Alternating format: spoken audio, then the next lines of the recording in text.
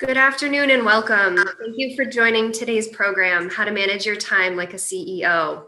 My name is Erin Hollis, Associate Director here at the MIT Alumni Association, and I'll be serving as your moderator. We have a great presentation for you today that will be very interactive.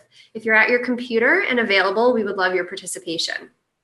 With that said, I'd like to very briefly review a few features on your toolbar that we'll be using today. If you don't see your toolbar on the Zoom platform, simply drag your mouse across the edges of your screen until that reappears. For all open-ended questions, simply type your answers into the chat feature on your toolbar.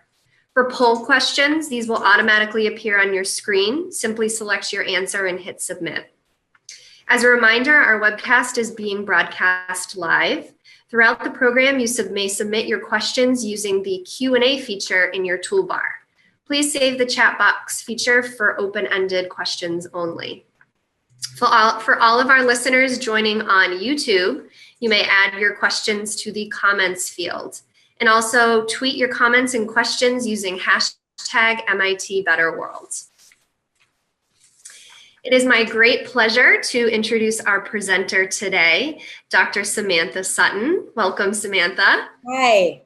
Dr. Sutton received a PhD in biological engineering from MIT and has combined engineering design principles with executive coaching to create the field of life engineering. She has worked with thousands of executives, entrepreneurs, physicians, researchers, and professionals at institutions including Stanford, Google, Columbia, the National Cancer Institute, the Society for Neuroscience, and American Women in Science. Samantha currently serves as the head of people at Ginkgo Bioworks, a synthetic biology startup based here in Boston. With that, I will turn things over to Samantha. Thanks again for joining us today. Thanks, Erin. It's great being here. Super excited to be here working with my fellow MIT alums. I want to give a special shout out to graduates of course 20, the BE department. I was there from almost the beginning of the department. I think I was graduating class number 3, I think, of the graduate studies there. And also want to give a shout out to my fellow Ginkgo folks who may be tuned in. We hire a lot of MIT alums at Ginkgo. And I also want to thank Erin and Ellen for being just great hosts. It's been really, really fun working with you guys. And you are probably some of the most on top of your game webinar hosts I've ever worked with. So thanks for making this so easy. So today we're going to talk about how to manage your time like a CEO. And a little bit about me and why I'm talking about this topic. So I got my undergrad in electrical engineering from the University of Illinois, and shout out to any Illini out there. And at that point, realized I really am an engineer in how I think and process the world, as many of you are. I got very interested in life and thinking about how do we engineer life to perform useful functions for humans. So I went to MIT, as I said, got my PhD in synthetic biology. I was in Drew Endy's lab, and it was an exciting time to be a synthetic biologist. The field was brand new, and our idea was how do we harness biology as the next technology to allow us to engineer things with very, very vast and powerful applications. While I was at MIT, I got really interested in the people side of engineering, right? So here I was surrounded by these brilliant people, all of you included, and was struck by how one of the biggest things holding us back was not actually lack of access to mass specs or high-tech equipment. It was actually the mental game, right? So I was surrounded by people who had the imposter syndrome, who were at MIT but somehow felt like they had somehow tricked the admissions committee or they weren't good enough to be there. I saw people who struggled with difficult relationships and being able to navigate tough situations. And people who were trying to figure out how to manage and how to lead, but didn't have the training they need. So I got very interested in that side and went searching for the right set of tools that I could learn and help bring to science. I decided that was going to be my contribution to science, was going to be to help people with the mental game of science. So as luck would have it, I discovered the field of life coaching, which was also kind of new at the time. And went and trained and worked as a life coach for several years before starting my own firm, which I brand as life engineering. So it's essentially an engineer's approach to life design. In this role, I've had the the privilege of working with thousands of individuals to help them take on various things in their lives, whether it's their career, their relationships, their time management. And then just about a year and a half ago, I was recruited to come here and work for Ginkgo. So this was an incredible opportunity, kind of a job that was custom fit for me, where I got to come here to Ginkgo and help us think about how do we build a company that brings out the best in our people? How do we build training? How do we build structures? How do we build a culture that helps individuals reach their highest potential? So that's where you find me now. I'm right now at Ginkgo, and excited to come share with you some of the things that I've learned along the way. As Erin mentioned, I've worked with some really amazing people over the years, and one of the things that I've noticed is that no one really has this topic figured out, right? I had a bunch of CEO clients and founder clients, and when I told them that I was making this new workshop called "How to Manage Your Time Like a CEO," they were like, "Samantha, have you seen how I manage my time? Like I'm terrible at it. Like I don't think you want to use me as an example." But the reason why I chose that is because as a CEO, CEOs are tasked with managing a diverse array of demands on their time, and they have to prioritize quickly and act decisively. And so those are some of the skills we're going to be working on today. Yeah. So I would like to hear from a couple of you to write in the chat box. That should be, as Erin mentioned, on your screen. If you don't see it, run your cursor around the screen. What brings you here? What is it that would be a good use of your time on today's webinar? Okay, so to frame this, so type it into the text bar now, and I will talk a little bit while we wait for responses to come in. So in our lifetime, we on average have about 3.8 billion heartbeats. Like that's all we have. That is our birthright, and we get to choose how we spend them. So today, for example, you're spending about 4,000 with me today. Okay, so what would be a good investment of those heartbeats for today? Okay, and while Erin collects those, I also want to make one other point. So this was a record-breaking attendance for this webinar. There are 2,400 people signed up for this webinar, which kind of blows my mind. And so this is going to be a little bit like a fire hose style webinar, okay? Because I want to be able to cover a whole range of ideas for you to chew on and digest.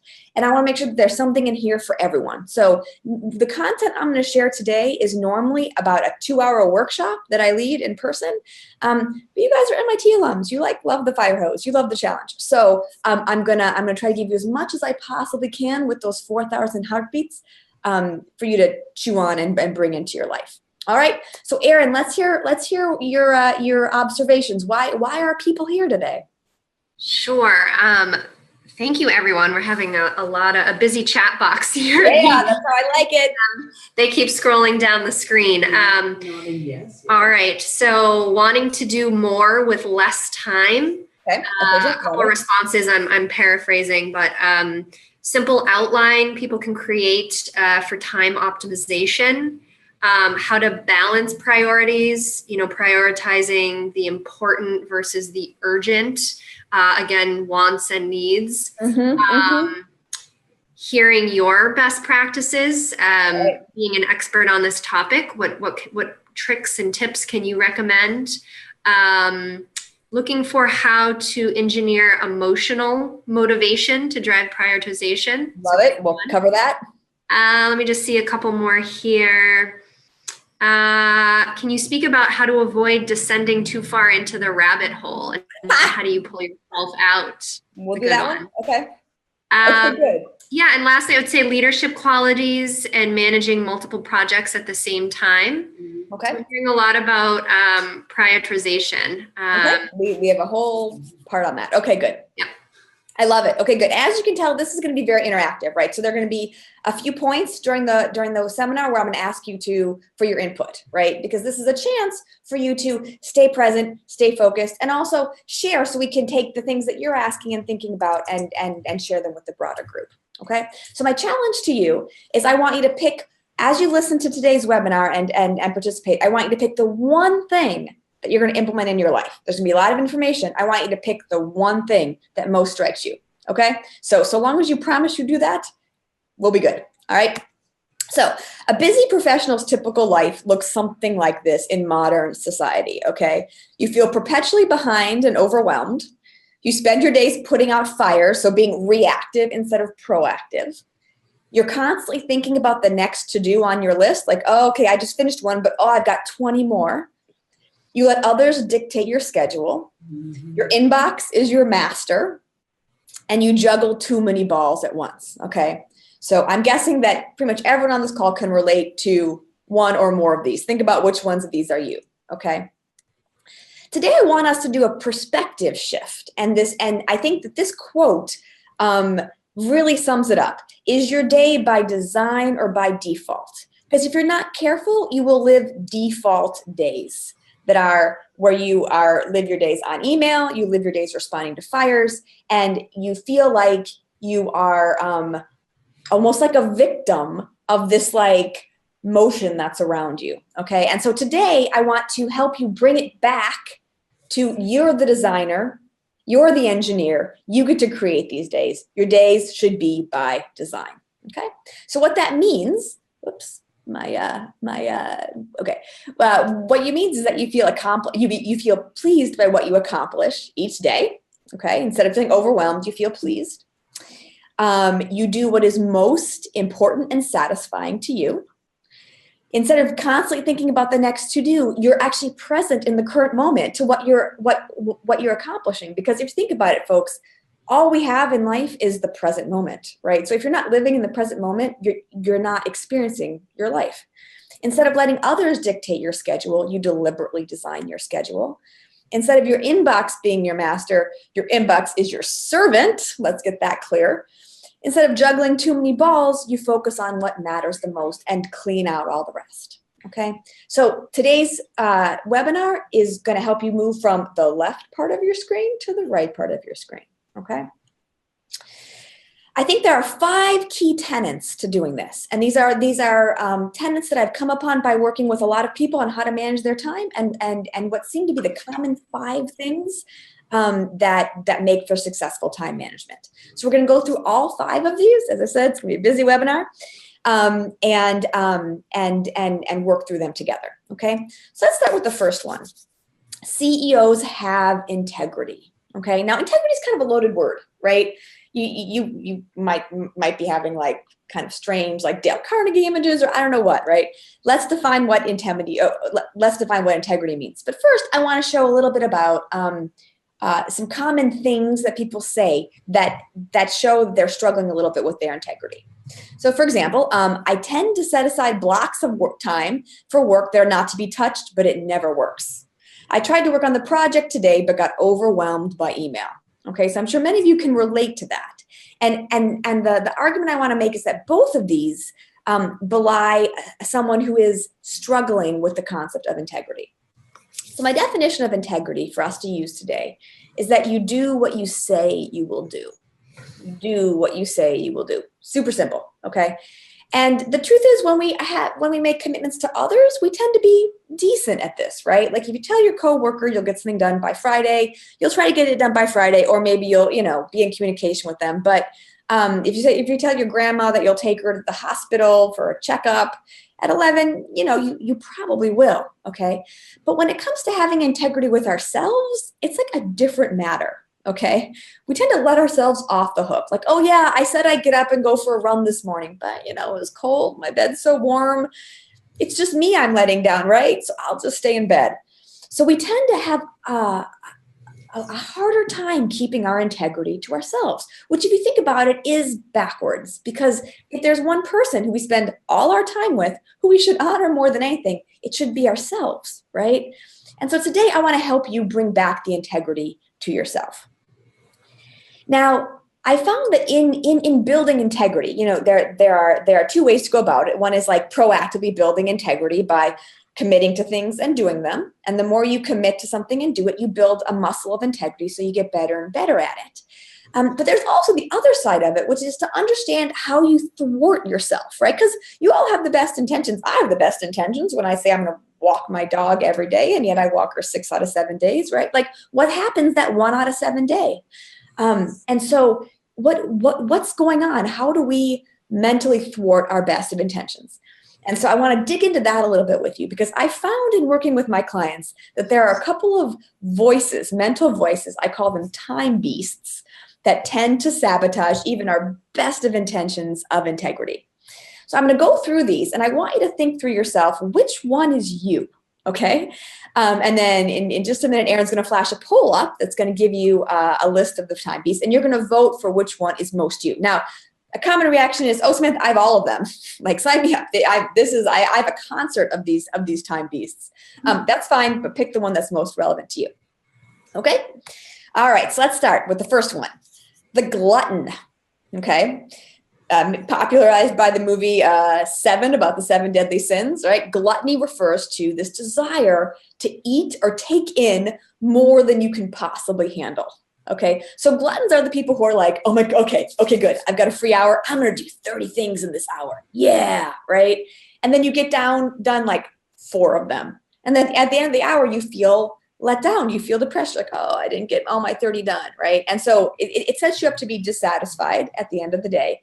And also, if you ever notice when you're being a glutton, because you think you're going to get all 30 done, you don't necessarily prioritize. So maybe you'll get the easiest 4 done, but you don't actually get the ones that are the most meaningful done, right? So it's like a glutton in an all-you-can-eat buffet, right? You go and fill your plate, heaping full of things, but then you eat like the dessert and the French fries, and you leave the Brussels sprouts, right? So gluttons tend to be, even though gluttons eat a lot, they tend to be undernourished, okay? So if you're a glutton, if you try to cram more than is humanly, logically possible into a day, and yet every day you're like, this is the day it's going to be different. I'm going to fit it all in, and you never do. Okay. MIT tends to select for gluttons, by the way. I just want to underscore that. The pleaser. Okay. So the pleaser wants everyone to like them. The pleaser's like, oh, but if I turn down this offer to be on so-and-so's committee, then they're not going to like me. And my goal is for people to like me. And I just want to be liked. Okay. So you'll say yes to things, even though they're not a high priority to you, because you want to please others. Okay. Because you fear that conflict. You don't want to rock the boat. You don't want to say no. Okay. The third is the perfectionist, also highly selected for at MIT. The perfectionist really badly wants to have everything they do be perfect, right? So they will exert, that like the 80-20 rule, I'm sure you guys have all heard of, where it like takes 80% of your effort goes into doing that last 20% of the work, when it may not be necessary, right? So like last night I was writing up a bunch of reports for work, and I was like, like some of the reports are in Arial font and some of the reports are in Calibri font, right? And the perfectionist is like, oh no, they need to be all in the same font. But then I stepped back and I was like, do they really? The information's there. Let's just send it. But the perfectionist hates that. The perfectionist wants everything that they emit to be perfect. And for those of you perfectionists out there, you know it already, right? But here's the twist I want you to really consider. Is that perfectionists are usually actually really control enthusiasts, right? Which is a nice way of saying control freaks. So they want to make sure that they can control as much of the world as they possibly can. And so they want to do everything as perfectly as they can so as to be able to control the outcome of that as much as is humanly possible, okay? So it's like trying to find control in a world that ultimately is a little bit beyond our control. Okay, so that's perfectionist. The avoider, okay? The avoider is the voice of, I don't want to do this. It's annoying. It's hard. It's overwhelming. So I'm just going to go clean my apartment. I'm just going to go check email. I'm just going to go get caught up on Netflix. Just one. Okay. The avoider is the voice of, it usually is a little bit fear-based, but can also be annoyance-based. And the avoider doesn't want to do something that's uncomfortable. Okay, so you do anything else but the thing that's the most important thing. And finally, the free spirit. There are not a ton of free spirits that I found in my technical crowds, but I dare you guys to prove me wrong on this one.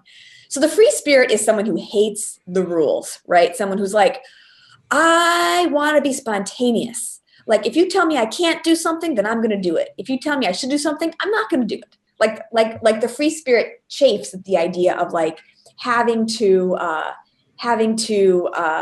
go according to like what someone's telling you to do, or even what you tell yourself to do, right? So you're like, all right, I'm gonna spend this afternoon, 2 hours this afternoon working on my paper. And then the free spirit, the time comes up and the free spirit's like, life is short. You haven't talked to your mom in a while. Like, you really should check your email. Like, who cares? Live a little. Like, it's the voice of like spontaneity. Okay. So I want you to vote for which one of these is most you. And if you really can't decide between them, you can click the many of the above link. Okay, so you should see a poll. And I want you to really, as you vote, like think through, like, when was the last time you were a glutton? Was it this morning? Was it right before this webinar? Is it right now when you're trying to do 5 things during this webinar? Okay. When was the last time you were a perfectionist? What are you avoiding? Right? Use this as a time to just to do a little internal reflection about just the hold that these time beasts have over you, because they really do. All right. So Erin, how are the results looking? All right, so I will share these. The glutton and the perfectionist and the avoider are battling it out for first place here. So let me end the poll and I'm going to share the results. Okay. Here we go. Yeah, you're right. It's neck and neck. 1% free spirit. That's hilarious. Yeah. Okay. All right. I love it. Yeah. This crowd, I found that like high achievers, for some reason, our society tends to select for the perfectionist gluttons. It is very true. So that's great. So you guys are in good company, for sure. So those are the time beasts. Now the key thing to understand with these time beasts, okay, is that awareness is the first step in being able to take them on. Okay, so you can't do anything about time beast when you're in the zone of the beast, right? So when you're in your moment, like, okay, I've got 20 things on my to-do list, let's cross them off, right? This is so exciting. And when you're in that like pattern of thought, it's very hard to separate yourself from it because you're in the thought, you're not rising above it. Okay, and so part of the way to win the battle against these time beasts is to start to call yourself out, right? So you're in a meeting and you realize that you're like, trying to frame whatever it is you're trying to say in the most perfect possible way so that, you won't sound dumb to anyone in the room. And in that moment, can you be like, oh, I'm being a perfectionist, right? Or when you're committing to that your team is going to do all these things and your team doesn't have time to do that, can you pause and be like, oh, I'm being a glutton? So in that moment, when you recognize the beast, it allows you to transcend the beast. It allows you to look at the beast from above, as opposed to being in the den of the beast, if that makes sense. So, and people do this all sorts of ways, like they meditate to help build this skill. They pray. There's a bunch of different ways that you can do that. But and here's another way is to practice, say, okay, today I'm going to observe the glutton, and start to get good at building that mental circuitry that allows you to recognize the pattern of your time beast, call it out, and then it allows you to do something different. Okay. And I liken this to the concept of stop, drop, and roll, right? So all of you who were raised in the United States were raised with this thing called stop, drop, and roll, which is like, oh, my sleeve's on fire. What do I do now? Oh, I fall to the ground. I stop what I'm doing. I fall to the ground and I roll away, and that puts out the fire, right? Now, I've yet to find someone who actually has ever used this practically in their life. Yay, synthetic clothes. But it's a useful concept for how to deal with these time beasts. That you're like, stop. Oh, it's the glutton. Drop it and roll to a new behavior. Okay. So I want to talk about the new behavior to roll to, because once you have that awareness to separate yourself from the glutton, then you can roll to a new, more constructive behavior. Okay. So with the glutton, okay, that behavior is embracing enough. Gluttons hate that word enough. In fact, I'm guessing most of you are cringing at the concept of that word enough. Okay. But it really is important. Are you fit enough? Are you wealthy enough? Are you successful enough? Are your kids smart enough? How can you start to embrace the fact that actually in your life, a lot of what you have is enough? Doing 4 things a day is enough. You don't need to do 30 things a day. Enough is enough. Gluttons hate that word, and yet that is the word that you most need to start to practice embracing and welcoming into your life. The pleasers need to be willing to make messes. The pleasers that hate ruffling feathers, hate rocking the boat, right? Because they don't want to make a mess. They don't want things to be uncomfortable. But the problem is, in order to live a self-actualized life where you're able to do what you want to do, you have to make messes. Okay, like you have to be willing to like have there be some awkward situations and then just get really good at cleaning up the messes. Like, how do you have the conversations after you've hurt someone's feelings? How do you mend that? How do you help the relationship get even stronger as a result? Okay, as we know, like as you build muscle, you actually, in order to build muscle, you break down the muscle before it builds up again, right? So that's what you need to do. You need to practice getting comfortable with making messes, and then let's just get good at cleaning them up. You guys are smart. This is totally a solvable problem. Okay. The perfectionist alluded to this by talking about like the control proclivity of the perfectionist. Release control, like accepting and trusting that things turn out okay, even if you're not in complete control of them, right? So another word for releasing control is trust. Trust that things can work out, okay? The avoider, cultivate courage, dude. Okay, you don't want to attack that thing that's overwhelming and scary. Practice doing it anyways. Okay, so like one of the best strategies to relate to fear of any type is you don't need to conquer fear to move forward, right? You embrace the fear and say, okay, fear is going to be around for a while. That's cool. I'm doing scary stuff, but I'm going to keep doing it anyway with fear as my companion. Okay, so I'm afraid most days. I do a lot of scary stuff here at Ginkgo. I will say, like I have a lot of conversations that I'm scared to have. But I have them anyways, and fear is a companion, and it's okay. Fear doesn't kill you. It actually is a useful voice that tells you this is important. Don't mess this up, right? And so welcome fear. Bring it with you. Don't try to squash it. Don't make it bad. Don't make it wrong to be like, oh, I'm scared, so I can't do this. No, do it anyway. Do it with the fear. And finally, for you free spirits out there, structure is freedom, man. So as much as you hate it, remember times when you've been like, okay, if I can just do these 3 things, then I can have a full 3 hours to do whatever the heck I want. And then those 3 hours felt so liberating because it's like you had permission to do it because you had everything else taken care of. So embrace that actually true freedom can come when you implement some structure to make sure that the important things of life are taken care of. So then you have the time to go play. Okay. So I want you to think about with your time beast, what is the one thing you're going to take on in order to help get it under control? All right. So jot a note, and we're moving on to tenet number 2. How are we doing on time? All right, we got this. All right. Tenet 2, CEOs prioritize. I know some of you in the beginning mentioned needing to prioritize, and I hear you. Like it is one of the privileges of being an adult in the society we live in is we have a lot of choices and good choices about where we can spend our time. And so it becomes crucial for us to understand how to prioritize. The best prioritization analogy that I've ever heard came from Stephen Covey, where he talks about our priorities come in 3 sizes, okay? So there's the rocks, which are very important, the pebbles, which are somewhat important, and sand, which are a little important, okay? So you can see like the importance of something is proportional to the size of the particle, okay? So you can think about clumping the things in your life into rocks, pebbles, and sand. You with me? Okay. Now, if your day is a jar, then you need to think about how you're going to pack the jar. The jar has finite volume. And so what's your strategy for packing the jar? And this is where we start to get into murky zones because most of us, if you think about it, don't have a strategy for how to pack this jar. And so what I found happens, again, by default, remember, is your day by design or default? What I found happens by default is we come into work, we check our email, we deal with a lot of sand. Then we're like, oh, okay, I've got these like low-hanging fruit. Let me like knock those out. That's the pebbles, or maybe people coming into your office with requests for this, that, and the other. It's important, but it's, not as important as the rocks.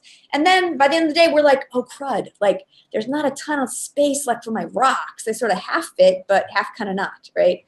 Now, you're all engineers, or a lot of you are engineers out there. So like, as you can see, this jar is not optimally packed. There's a lot of like space in here. So the best way to pack this jar is actually start with the rocks. So what are my rocks? You put them in the jar first. Even if that means scheduling them in your week, you get them in first. Then you schedule the pebbles, then you add the sand, okay? And so email should probably actually be one of the last things you add, or if you or scanning your email and seeing what pertains to rocks. Because a lot of the email, when I ask people to really do an honest reckoning, a lot of your email is actually sand. A lot of the conversations you have in a given day are actually sand, okay? So we are in a limit the sand zone, okay? The problem that I found with people, like a lot of people resonate with this model. They're like, oh my gosh, yes, you're right. I need to focus on the rocks. But the reason why it's hard for them to implement that is that you're so frazzled about your time management that you don't actually spend time managing it, right? So most of us are just always in a reactive mode. We go and we work from one thing to another, but we don't spend time taking a step back and being like, okay, how am I going to manage my heartbeats this week? If we like invested our money the way that we think about our time, we'd all be broke, right? Because we, all of you who invest your money, you're like thinking through your strategy and risk and, et cetera. We need to do the same thing with your time. You need to learn how to actually manage your time. Okay, so this is what I have my CEOs and my founders do to manage their priorities. Okay, so they must set aside strategic planning time. So usually that means either a Sunday night or Monday morning or Friday after work, sitting down for your week up ahead and saying, what are my rocks for the week ahead? What are my rocks? And then putting them in your calendar. Now, I'm not saying you need to finish the whole rock in a given day, right? If your goal is to hire a head of marketing, that probably will take more than a week, but you should figure out what parts of that rock are you going to do this week, and you put them in your calendar, okay? Set aside strategic planning time. This is the first thing that goes. Even for me, I teach this stuff, and this is the first thing that goes, okay? But this is actually one of the most important things you can do. What are my rocks for the week? You should question your assumptions, okay? Because sometimes something that you're assuming is a pebble or a rock is actually a piece of sand, right? Someone invited you on a committee, and you're like, oh my gosh, they're in a really tough spot. That's why they invited me. I probably should say yes to that because I value their friendship. Their friendship's a rock, right? But then when you talk to them, they're like, oh, I thought you would just enjoy being on the committee, so I invited you. And then you're like, oh, okay. Well, that assumption's out the window. So question your assumptions about what has to be done or what you need to put a rock, even though you don't want it to be a rock, okay? You pick the top, call it 3 rocks that you're going to take on in a day. And then you need to be okay with letting the sand go. And you gluttons and perfectionists out there hate that. Like, you hate the idea that there are going to be some things that are perfectly good things. They can be perfectly fun, but they're sand. And so you have to say no, okay? We don't like that. We're like, I like my sand.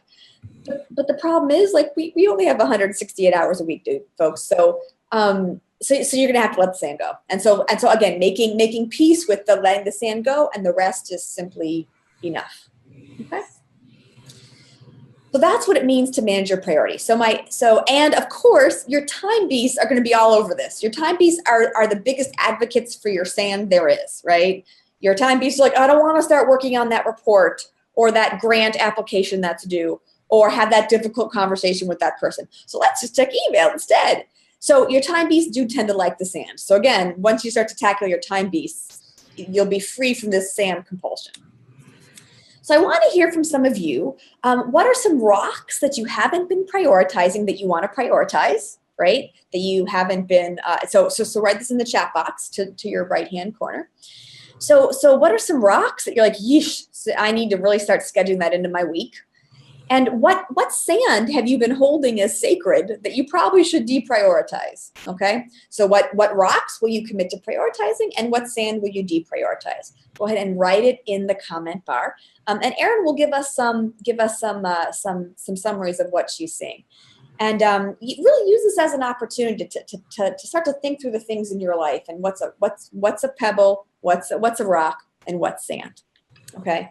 And moreover, some things are proportional, right? So I have a friend who, he tutors this person for free, and he wants to help this person. Like, helping this family is a rock to him. But when I asked him how much time he spends per week, I kid you not, he spends 15 hours a week tutoring this person, right?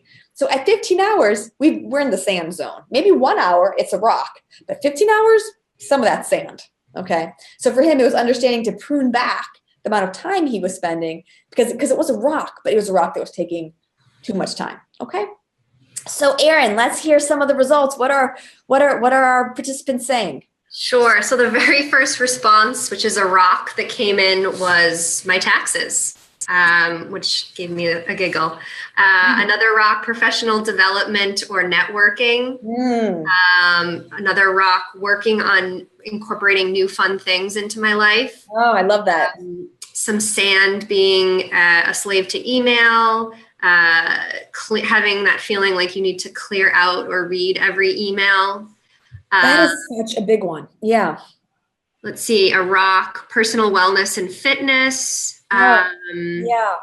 And guess what, reading. guys? So like by attending to the personal wellness and fitness, it gives you more heartbeats, which allows you to like have more rocks in your life, right? So that's one of the ones like you invest in it, it like pays dividends. Sorry, Erin, keep going. No, sand, Facebook, and email. A rock, unexpected hiring needs to replace a critical employee who's Thank left. you. Makes sense. Speaking my language. Let's see, a rock, deliver to customers what they promised. Is it a rock or sand? Yeah. Yeah, that's a lot of very similar responses coming in to the ones I've covered. Yeah. So email. I'll just take just a second to talk about email, right? So email, it's such a gift, right? And a lot of you are like, wait, what gift? No, I hate my email. Like, it's such a gift. Like, do you even imagine what life was like before email? Like I was alive then. I even don't remember what life was like pre-email, right? How do we even communicate, right? So it is such a gift that we can instantaneously jot a note to anyone, anywhere, like it's on this planet, right? And so it's pretty cool, right? And yet, when I say the word email, most people groan, right? So we need to like retake our relationship to email, right? So one of the things that I have a lot of my CEOs do is they have like sanctioned email time. Like they get 30-minute windows of time to check their email during the day, and that's it, right? Because what that forces them to do is to get good at opening their inbox, scanning through, and picking the rocks. Okay, so just because, and this is you glutton and perfectionists out there, just because you're in your email doesn't mean you need to check everything in your email, right? You're in there to find the rocks, to respond to the rocks, and then if you're done, then you can move on to pebbles. Okay, but the idea that email is some sort of like interactive video game where like the goal is to like score the most coins by like closing as many emails as possible, like it's kind of a weird relationship to email we've had. Okay. And so it's almost like, if you're, I don't know, if you're online dating, right, and like your goal is to like eliminate as many possible matches as possible, like that's not the point. The point is like find the one, right? So that's how I would recommend shifting your relationship to email. Okay. And then as for the rocks you mentioned, there were some really beautiful rocks in there. Okay. And so please, let's go back to the tenets I said before, like set aside strategic time every week to put that into your calendar, and then think about what sand it is you're going to let go. So that's my assignment for you. I love assigning homework. It's just pick one rock that you want to bring more heavily into your life, and then be willing to find, say, 3 instances of sand that you're willing to get rid of. Okay. A lot of those rocks had to do with personal well-being, sleep, working out, fitness. I know. All important. New job. Yeah. I couldn't agree more. And like, this is like stuff you need to do to take care of yourself, which is tenet number 4. And we're going to get there, folks. All right. So tenet 3, find assistance, right? So we're high-powered, smart people. We're used to be able to DIY, do things ourselves, right? Which is great. We can do everything ourselves if we want. But why would we want to? We have got rocks to attend to. And there are many things that are sand in our life that we don't want to do that we can have someone else do for us. Okay, so this wonderful woman pictured here, her name's Lara. She is my virtual assistant. She runs my life, okay? My question to you is, how much money would you pay to have 25 hours per day? People are always like, oh, I wish there were more hours in the day. Okay, cool. How much money would you pay to have 25 hours per day? Well, I tell you what, folks, for somewhere between $20 and $30 an hour, you can have that extra hour back. You can hire someone to do that stuff, okay? Here are some of the things that my clients have had their virtual assistant do. Arrange someone to pick up your kids, keep your accounting, tax season. Find a hairstylist and book an appointment, pay your bills, find a house sitter, plan meals and order food, go online dating and filter matches, true story, dispute charges with your credit card company, schedule meetings, arrange travel, fix that annoying computer glitch, find quotes for dental work, research the best water filter, or research anything. This is just a snapshot of what you can have the person do. But it has been years since I've had to like call a credit card company, plan my own travel, like arrange a house cleaner. Like, I don't even know my house cleaner is freaking coming to my house, right? Laura plans it all, okay? It is so nice to not have to worry about any of that. to just be able to focus on the rocks and let someone else take care of the sand. Because guess what? For them, they like dealing with your sand, right? For them, that's their rocks. So seriously, folks, $20 to $30 an hour. Get a virtual assistant. Makes life much better. Tenet 4, manage your mental energy. Okay, so this gets back to a lot of the rocks that some of you were writing in that chat box, okay? Like, especially if you went to MIT, odds are your job is a very like mentally taxing job, right? Because you're valued for your mind, right? I love being valued for my mind. But that means with that, like my cousin is he's a construction worker, and so he uses his body to earn his income, and so he takes really good care of his body because he knows if his body like fails, then he doesn't have an income and his family starves, right? So we work with our minds, and so you need to take care of your mind. It is like the most precious thing you have. We should be treating it so well. And yet, when was the last time you asked yourself, what can I do to take care of my mind right now? Like, my mental muscle is tired. What can I do to help it, right? We never think that way. So I want to start to talk about what are some strategies you can do to take care of this most important organ of your body and allow it to do the job it's supposed to do. Okay. Because a well-functioning mind is going to make the right choices about how to prioritize, right? A well-functioning mind is going to have the strength to say no when you want to say no. It's going to have the awareness and the clarity to be able to make the tough choices. Whereas if you're not taking care of your mind, then you just kind of muddle through in a fog. You guys all know what I'm talking about. All right. So I'm going to give you some ideas about how to take care of your mind. And I remember in the beginning when I asked what you most wanted out of this, and I think some of you said like my favorite tips and tools about how to manage your time. And so these are some of my like favorite things that I've implemented in my own life. Not perfectly. I'll be the first to admit that, but I love these, and I love helping my clients achieve these as well. So the first one, fuel up. That means get enough sleep, eat healthy, nourishing food, and drink water. Simple enough. Fuel up. Okay, so take care of yourself physiologically. Makes a huge difference, okay? Don't try to convince yourself you're one of those people who can get by on 3 hours of sleep. Like, maybe you can, but a well-rested mind performs much better than a poorly rested mind, okay? And even though it might seem like an investment of time, right? If you trim out some of the sand and add in a little bit more sleep, I think you will find that your productivity will skyrocket, and it'll become even easier to start to separate the sand from the rocks because you'll have more clarity.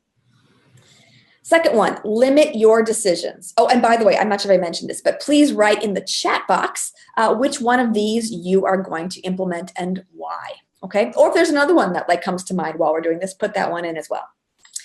So the second one is limiting your decisions, right? So there's a thing, decision fatigue. I'm sure many of you have heard of it. It's the idea that the more decisions, each decision takes mental energy. And so the more decisions we need to make over the course of a day, the worse our decisions become, right? So there was a seminal paper that came out that studied parole boards and their parole decisions. And their conclusion was, if you're up for parole, you want to be seen in the morning, because by the evening or by the afternoon, the parole board is so tired of making these really important decisions that they just deny a higher than normal number of these parole applications because they just can't deal with making the decision.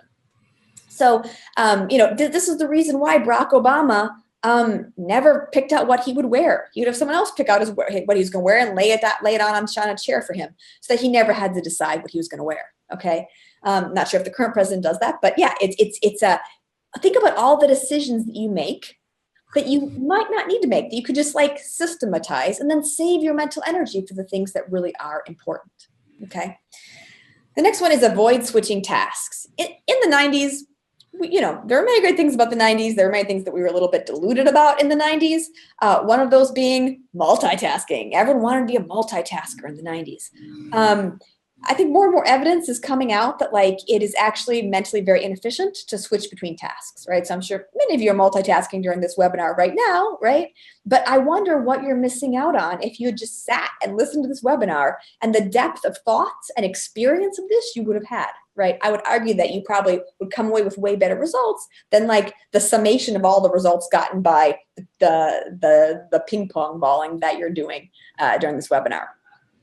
So save your mental energy, avoid switching tasks. Do one, finish it, move on. And don't start something if you don't have time to finish it. Subtract one thing per week. Okay, so there are a lot of unnecessary things that we do, but we just do them. So I've got a beef to pick with Southwest Airlines. I just want to say, like, that 24-hour in advance check-in thing is just adding one more thing of your list of things to do. Like, I've been at dinner with like some good friends who I haven't seen for a while, and they're like, and then an alarm goes off on their phone. They're like, oh wait, hold on, I need to check in for my Southwest Airlines flight. We're like in the middle of bearing our souls and connecting. Were you really going to get on like a corporate website and check in for a plane so you can get like A status? Just pay the $10 and get the A status if it means that much to you, right? But we do a lot of unnecessary things because we're playing this game of life. But what can you really cut out? What can you simplify? Do you really need to be checking in for your Southwest flight 24 hours in advance? And then finally, get out of your head and onto paper or onto a computer, right? The human mind is not optimized to remember long lists of things, right? And I will say the older I get, like the more that's true, right? I'll go to a grocery store and be like, what did I say I was going to get again? It's not optimized for that, okay? So don't exert the mental energy trying to remember a list of things to do. Get a bullet journal. Get a journal. Put it on any of the Asana or what's the other one? Trello. Like find other programs that you can use to like get it out of your head and somewhere else. Okay, mental simplicity, mental ease. All right.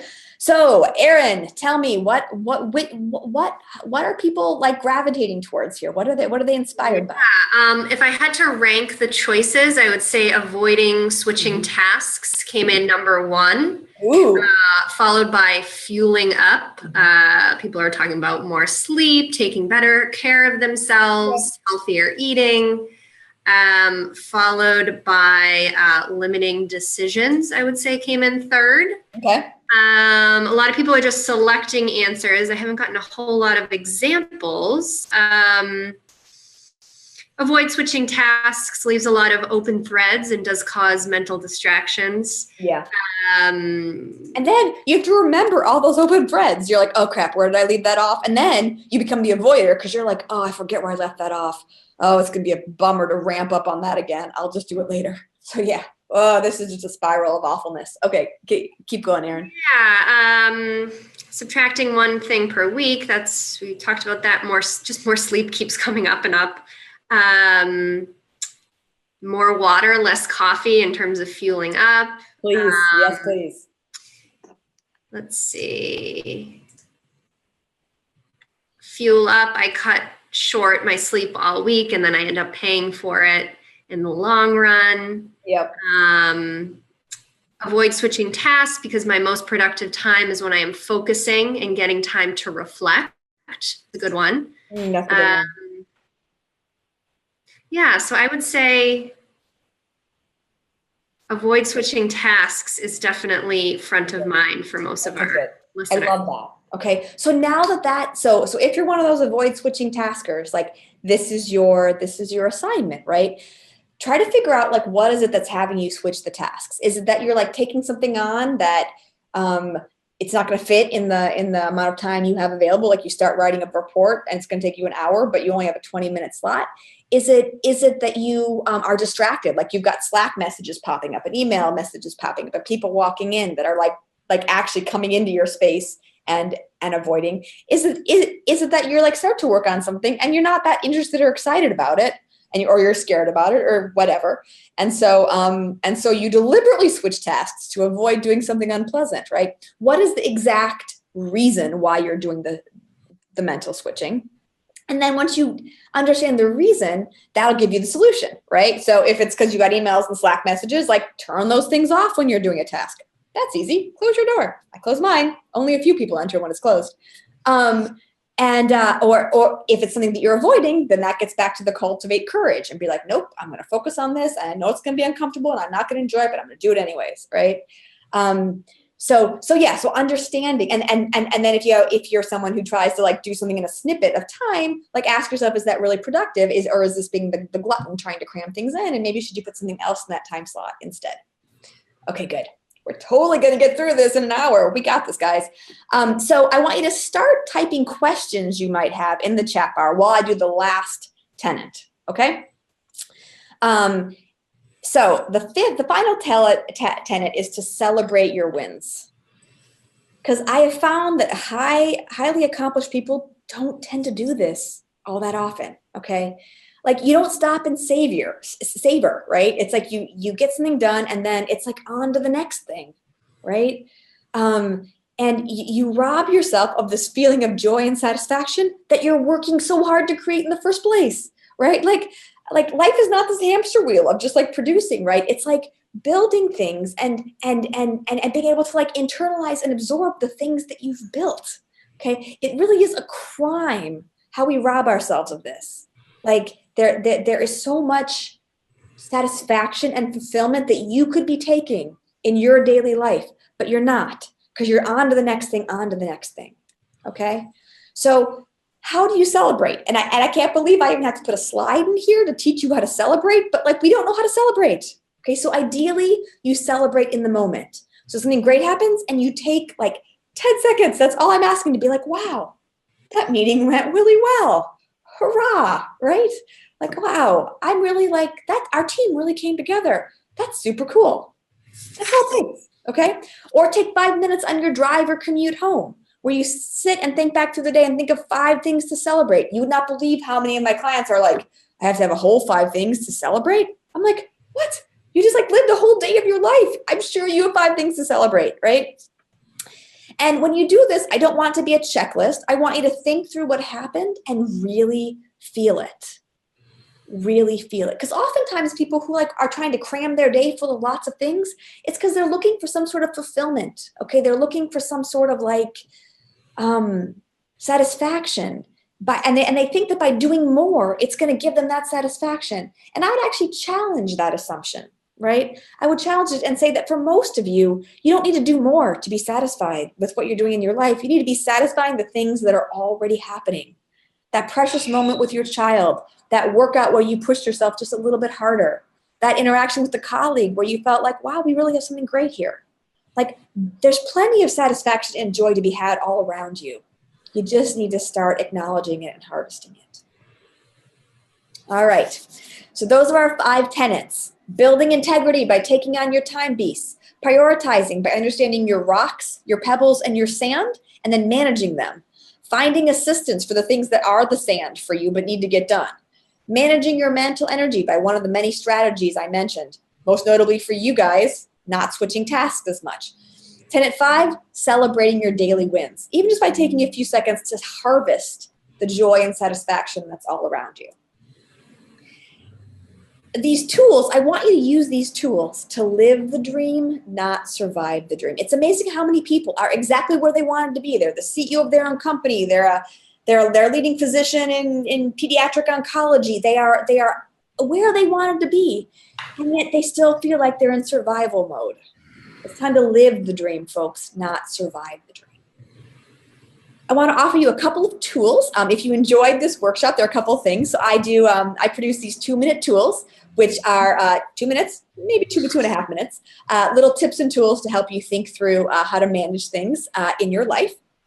Also, I created, and this was kind of a labor of love, a quiz. It's called the 1 Habit Quiz. All this is free, by the way. You can, and it asks you a series of questions, and based on how you answer one question, it then farms you out to a different set of questions. So there's like over 100 paths through this quiz. And if you take it, it'll tell you what is the one habit that will most change your life, that will most impact your life. And then finally, I want to give a shout out to Ginkgo Bioworks, where I work as head of people. For any of you synthetic biologists, molecular biologists, chemical engineers out there, this is a friggin' great place to work. Very, very disruptive and fun. And so if you liked this webinar and would like to have me as your head of people, come apply to Ginkgo. So here are the links that I just gave. Also my email address if you want to email me questions. Bear in mind that your emails will probably be a pebble for me, and so it might take me a little while to get to them. But here you have all the ways to get in touch with me, and I would love to field some of your questions. How much time do we have? Boom, 5 minutes. All right, Erin, let's hear some of the questions. All right, we've had a lot of people ask about apps or tools to help prioritize your life or perhaps save to-do lists. Is there any, I guess, what do you use, Samantha, in prioritizing? Are there apps on your Yeah, so phone? actually, I'm a little old school. So I'm a big bullet journaler. So I've got a bullet journal. And so let me see if I can find an example. So I actually like have a page where I'll be like, these are my rocks for this week, right? I use this book to like track everything. So it's kind of like my like sacred space for like writing up my rocks every week and keeping a list. So I actually like, because I like to do like design and make it fun and pretty. And so that's what I do. So I do paper. I went electronic for a while, but yeah, I like the feeling of writing. As I said, like Trello is a really popular tool that people use. It allows you to like have projects and break the projects down into tasks. Me and Laura, we communicate via Asana, which is another good to-do list type of program that allows you to put deadlines and also share tasks with people. So yeah, I'd say that those are the two that I have the most experience with: Asana and Trello, and then bullet journal. Okay. Building on that, you had mentioned the importance, if you're able to find a good assistant, perhaps a good virtual assistant.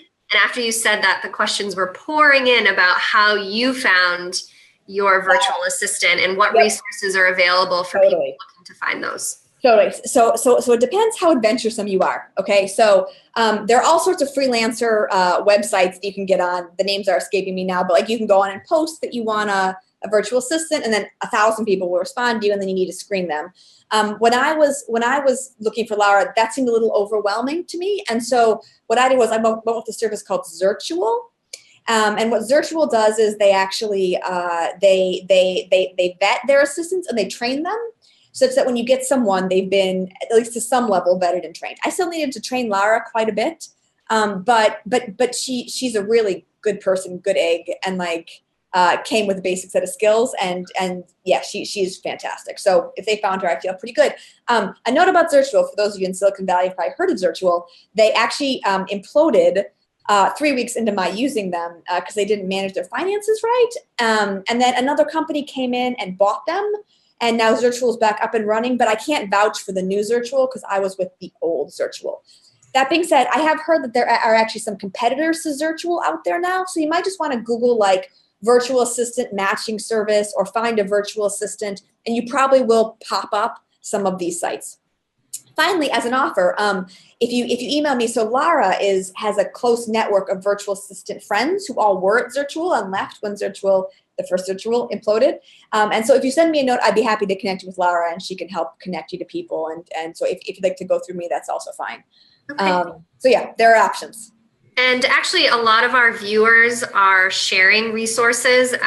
We here at the Alumni Association can only see those, and I think they're available to you, Samantha. So we can make those available. We do send out a survey after the presentation, and we can include some of these recommendations in that email because people are just asking for websites and to repeat some of those. So we can put that in the email that you should all receive after the presentation later this afternoon. Cool.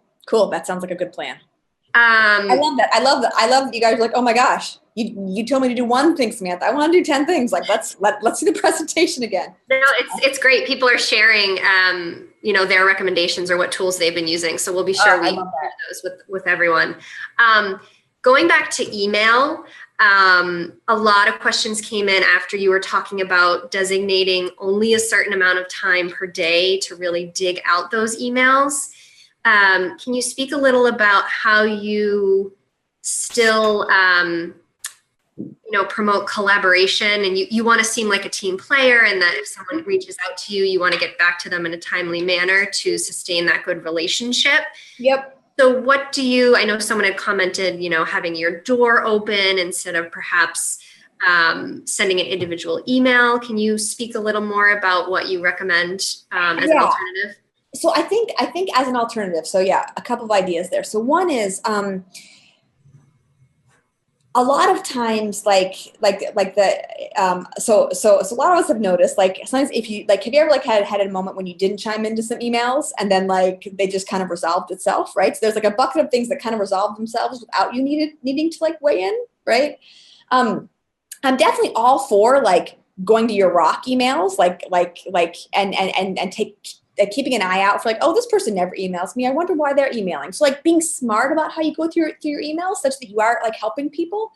But I think that, like, a couple things. One, people tend to like to have really long conversations over email, and it can just take a long time to just, like, wade through and, like, read through all the chains. Sometimes a 5-minute phone conversation will like solve, like, 15 to 20 minutes of email, right? So you can open your door, you can call the person.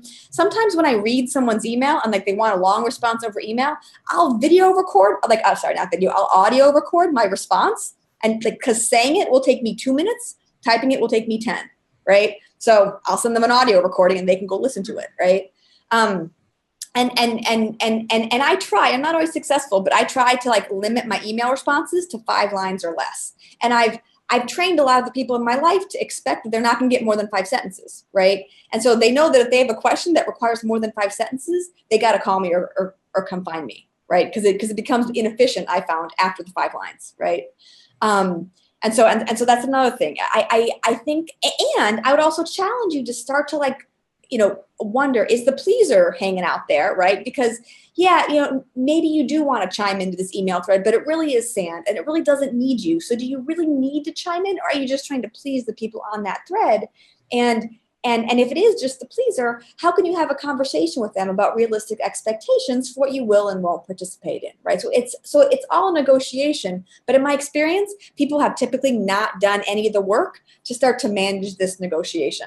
Okay, so play around with some of the tools that I just mentioned and see, does the 5-line thing work for you? Does the audio response work for you, right? What works for you?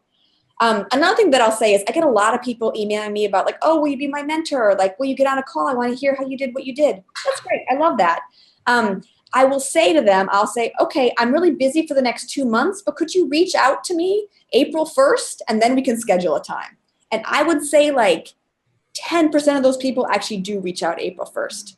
And so it's a good way to filter. Like, so if someone really wants me to be their mentor, like, okay, I will be, but, like, you need to prove that you really want it by circling back April 1st.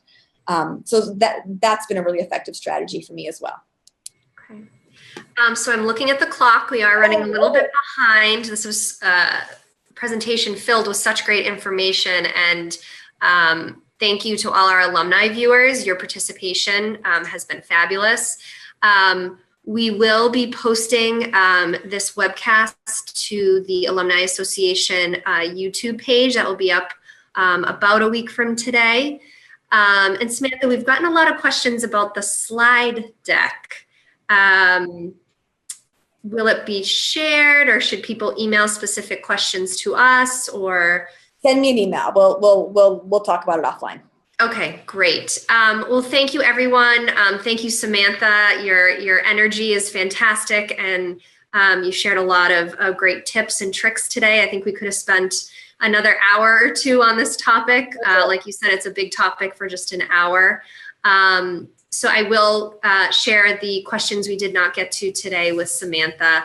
Thank you, and I encourage you to check out some of our upcoming career lunch and learns.